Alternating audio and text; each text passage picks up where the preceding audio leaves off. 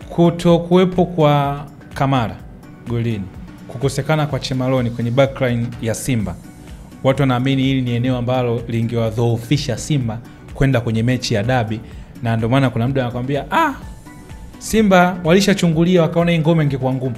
Kwa kuwakosa hao wachezaji wawili, hii game ilikuwa inaenda kuwa juu ya Simba. Kama dabi ingechezwa, Simba alikuwa na mechi ngumu. Hata wangekuwepo mechi ingeweza kuwa ngumu, na nafikiri hata wachezaji ambao wanacheza baada ya au kukosekana ni wachezaji wazuri tu. Mfano Ali Salim ameshacheza game ya Simba na Yanga na akapata clean sheet. Ile game ambayo Simba alishinda 2-0. Na kwenye kipindi kile Ali alicheza mechi nyingi ambazo zenye pressure kubwa. Alicheza mechi 2 dhidi ya Wydad, akaja akacheza hiyo mechi na Yanga na akapata clean sheet.